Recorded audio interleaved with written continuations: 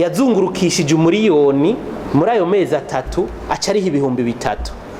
Ariko none vy'ukuri woca uvuga yuko leta yagucungerera umutekano, yakubakiye ibarabara rigushikana kuri yo butike, yaguhaye ibarabara yego, yaguhaye amatara n'amazi, yakuvurije umupfasoni wawe n'umwana ku buntu, ivyo leta yagukoreye byose nawe igusavye ibihumbi bitatu buri mezi atatu, no kuvuga igihumbi ku kwezi, yuko aramananiza vy'ukuri. Ni Staninge Nakumana, umuvugizi w'ikigo OBR mu ruganda n'abamenyeshamakuru, aho bariko bahanahana ivyumviro ku bijanye n'ingene OBR itoza amakori.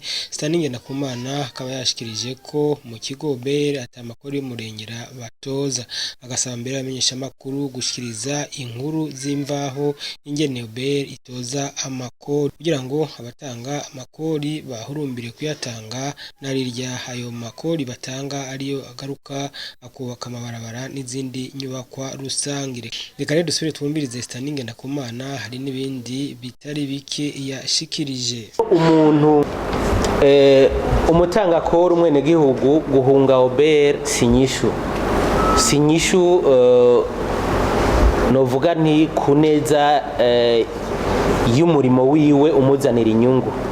Ngaha anye no tanga nk'akarorero nkumbure gatwengeje, aho hariho abantu bazi amategeko mbere washaka, twagiye mu isuzuma bajya twita abanotere. Itegeko murabizi yuko ribasaba kuri fagitire yabo gushirako 10% y'amahera babinjije. Ayo mafaranga bategerezwa kuyatoza, ariko bamwe barayatoza mugabo ntibayashikane mu kigega.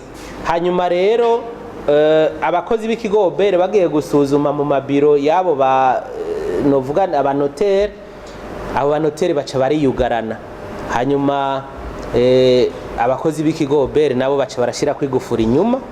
Urumva abo banotere bamaze umunsi wose mu gashobo nyene bihaye, niko no vyita. Yumvire kumara umunsi wose wugaranywe kandi ari we wiyugaranye, kandi witwa yuko umenyereye uzi amategeko. Rero ico no vuga kuri ibi nako nakarorero ntanze mbere washaka kivyabaye kugira ngo bitubere icigwa twese. Rero guhunga ikigo OBR, guhunga abakozi b'ikigo OBR sinyishu kuri iki kibazo. Uvuze uti amakori yabaye umurengera, aha novuga yuko atari ivyo. Nta makori yabaye umurengera, nta makori menshi ahari. Abaturongoye baranonse umwanya wo kubishikiriza. Umushikiranganje w'ikigega ca leta yarabishikirije mu kiganiro mu kiganiro ca buri mezi atatu, nakuba komiseri mukuru yarabivuze kenshi. Nta amakori yose ahari uno musi n'amakori ajanye n'umwimbu w'umuntu wese akoze umurimo umuzanira inyungu, kandi aharugwa uravye ico umuntu yinjije. Kandi ayo makori yose yashizweho biciye mu mwumvikano wa leta n'abaserukira abene gihugu hamwe n'abaserukira abadandaza biciye mu nzego zitandukanye, CFCIB, za Prodeco, za Kobu, Association des Commerçants du Burundi n'izindi nzego zitandukanye. Rero jewe aha anye nk'ikigo OBR ntaco duvuze twobivuga yuko ari menshi canke ari umurengera canke atari ivyo, onye twe dufata yuko atari ivyo. Sivyo kubera iki? Ndabahe nk'akarorero kuko twebwe nk'aba wabivuze nitwe turi ku rubuga. Nari natanze akarorero dufate nk'aba batanga kori bato aba bamba amabutike ubu bari buto amamangazini mato abadusanga mu masoko. Itegeko rivuga yuko bategerezwa kuza kugira declaration trimestrielle, kumenyekanisha buri mezi atatu. Iryo tegeko nyene rica rishiraho ingene aharura ikora ategerezwa gutanga muri ayo mezi atatu. Nukuvuga uje wakabutike gatoya uravye ico twita chiffre d'affaires amenyekanishije, hari usanga muri ayo mezi atatu chiffre d'affaires ari nk'umuriyoni.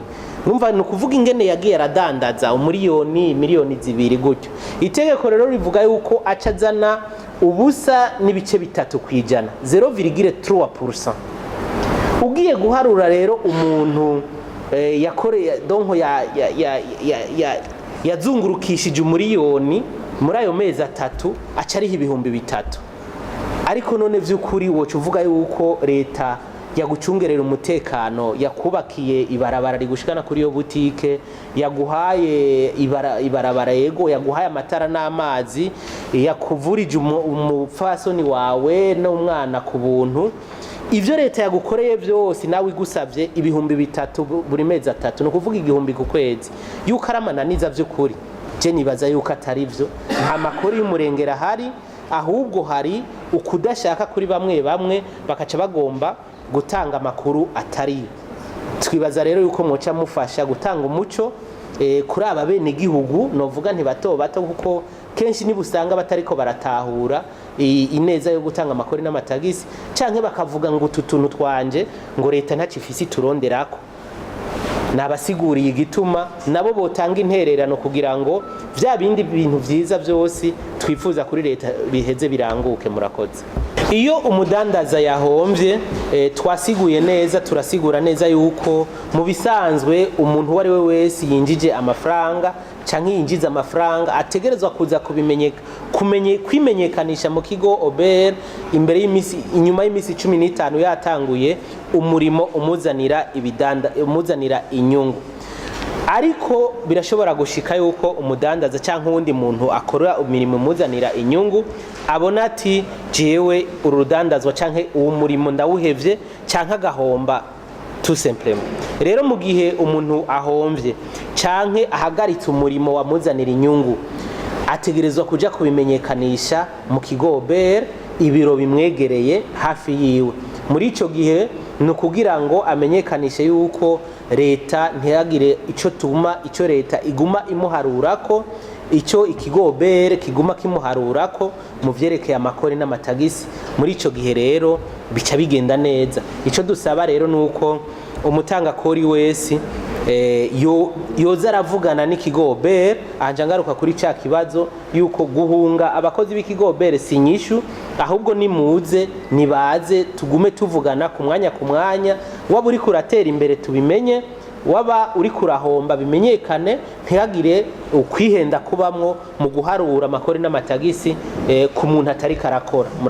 Ahanini ivyahindutse vyose nkuko mwagiye murabikurikirana nk'abamenyesha makuru, haba mu nama nshingamateka haba no muri leta, kuko iryo bwirizwa rigenga amafaranga leta iriko irakoresha ryaraciye mu nzego zose zibijejwe. Ahanini vyahindutse vyose ni kuneza y'umutanga kori kugira ngo yoroherezwe na cane